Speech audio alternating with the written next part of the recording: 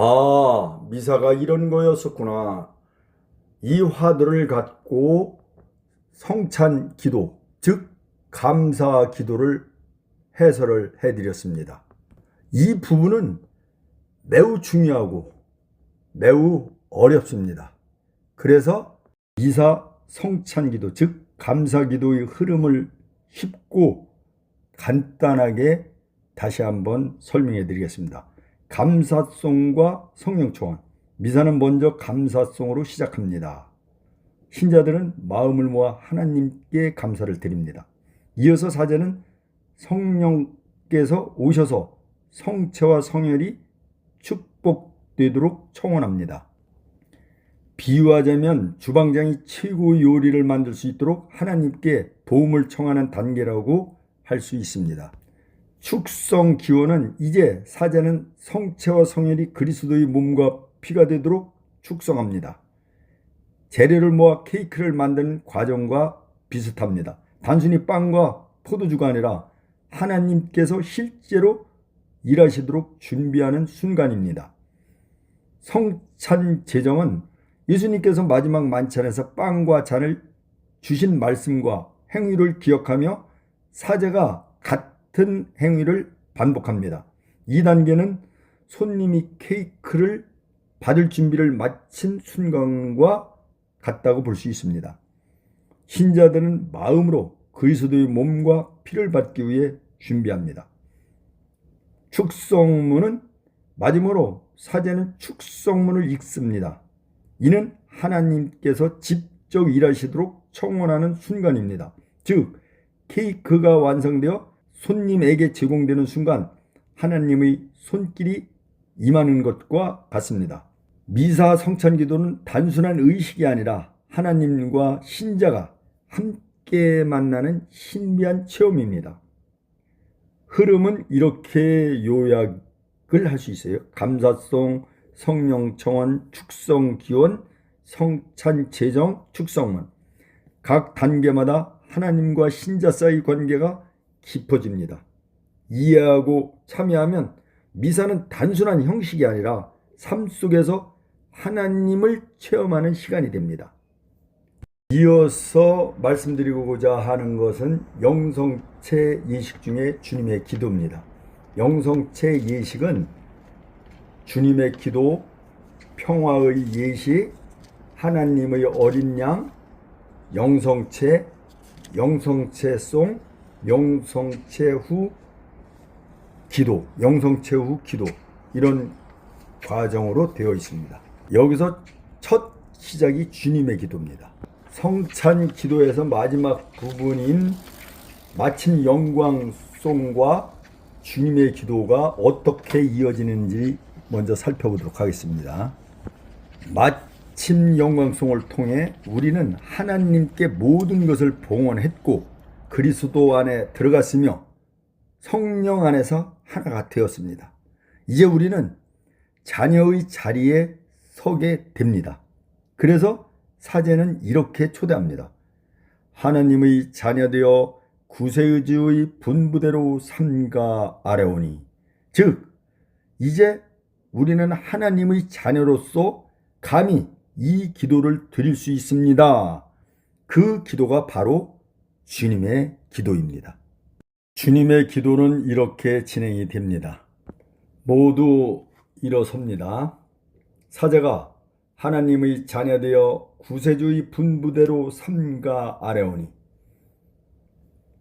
그러면 모든 신자들이 하늘에 계신 우리 아버지의 이름이 거룩히 빛나시며 아버지의 나라가 오시며 아버지의 뜻이 하늘에서와 같이 땅에서도 이루어지소서. 오늘 저희에게 일용할 양식을 주시고 저희에게 잘못한 일을 저희가 용서하오니 저희 죄를 용서하시고 저희를 유혹에 빠지지 않게 하시고 악에서 구하소서. 책의 해설을 읽어드리겠습니다. 예수님께서 직접 가르쳐 주신 기도문입니다. 이미 4세기부터 영성체를 준비하는 기도로 사용하였습니다. 이는 사랑의 성사를 받아 모시기 전에 하나님 나라의 은총과 영광이 지상에 충만하시기를 청하고 우리 잘못을 용서해 주시기를 청하며 모든 유혹으로부터 보호를 간청하는 것입니다. 기도 끝에 아멘을 붙이지 않습니다. 다음은 사제가 주님, 저희를 모든 악에서 구하시고 한평생 평화롭게 하소서. 주님의 자비로 저희를 언제나 죄에서 구원하시고 모든 시련에서 보호하시어 복된 희망을 품고 구세주 예수 그리스도의 재림을 기다리게 하소서. 그러면 신자들이 주님께 나라와 권능과 영광이 영원히 있나이다. 이렇게 마무리됩니다.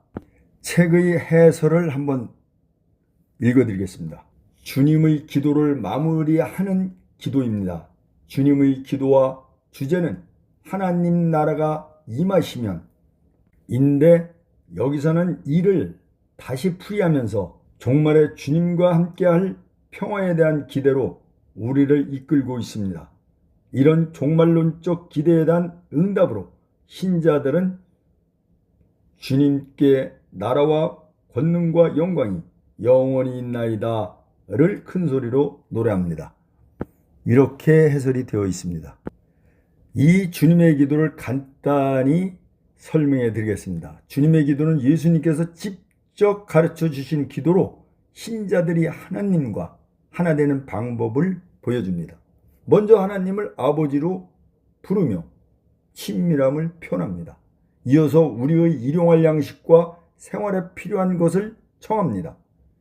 또한 서로 용서하며 시험과 악에서 구원을 청합니다. 마지막으로 하나님의 뜻이 이루어지기를 간구합니다. 쉽게 말하면 주님의 기도는 우리의 삶과 하나님을 연결하는 가장 기본적인 신앙의 기도입니다. 하루 한 번이라도 이 기도를 마음속으로 드리면 신앙이 생활 속에서 자연스럽게 살아납니다.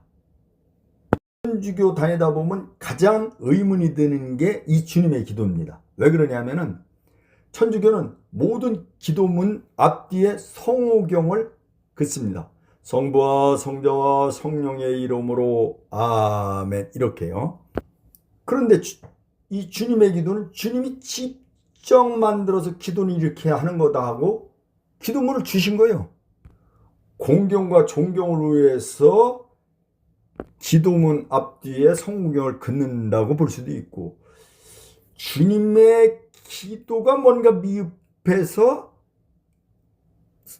앞뒤에 성경을 긋는다고 볼 수도 있고, 인간이 주님의 기도를 무시한다고 생각할 수도 있습니다.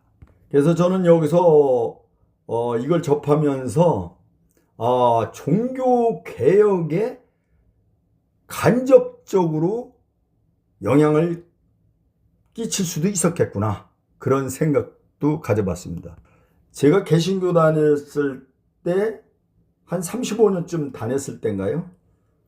모든 성경이 하나님 말씀인 줄 알았다가 사도신경이 하나님 말씀이 아니라 사도들이 하나님 말씀을 추려서 만든 기도문이 사도신경이라는 걸 알고서 많이 충격도 받았고, 이것 때문에 많은 종파가 탄생을 하겠구나, 그렇게 생각을 했는데 실제가 그렇더라고요. 주님의 기도문은 완벽합니다. 그런데 이제 이런 성호경을 긋는 걸 보면은 이런 생각이 나요.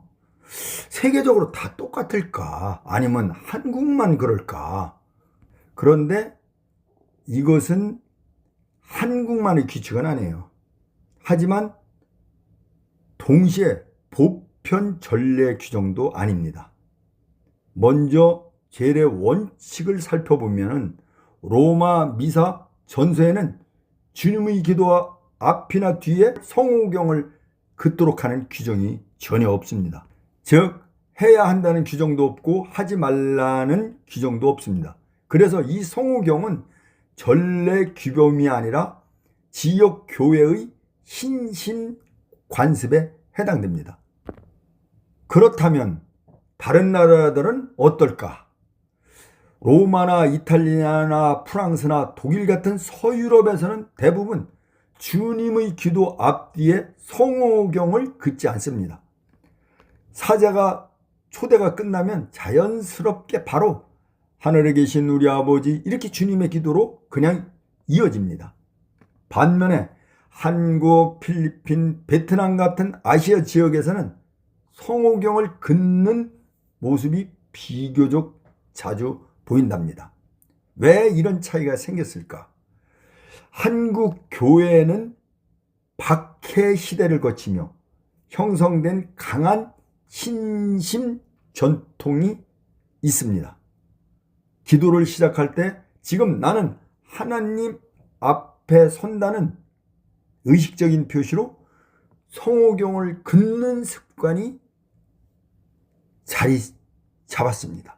또 주님의 기도를 가장 거룩한 기도로 강조하면서 중요한 기도 앞에는 자연스럽게 성호경을 긋게 된 것입니다. 하지만 전례의 흐름으로 보면 여기서 한 가지 기억할 필요가 있습니다. 마침 영광송과 아멘을 통해 우리는 이미 그리스도 안에서 하나님의 자녀가 되었습니다. 그래서 주님의 기도는 성호로 허락을 받아야 시작할 수 있는 기도가 아니라 이미 자녀이기 때문에 바치는 기도입니다. 정리해 보겠습니다. 주님의 기도 앞뒤에 성호경을 긋는 것은 틀린 것도 아니고 반드시 해야 할 것도 아닙니다. 전례적으로 더 본래의 흐름은 성호 없이 바로 주님의 기도로 이어지는 것입니다. 중요한 것은 손의 동작이 아니라 나는 지금 하나님의 자녀로 아버지를 부르고 있다는 그 마음입니다. 압축해서 마무리로 표현한다면 주님의 기도 앞뒤의 성호경은 신앙의 표현일 수는 있지만 전례의 본질은 아니다.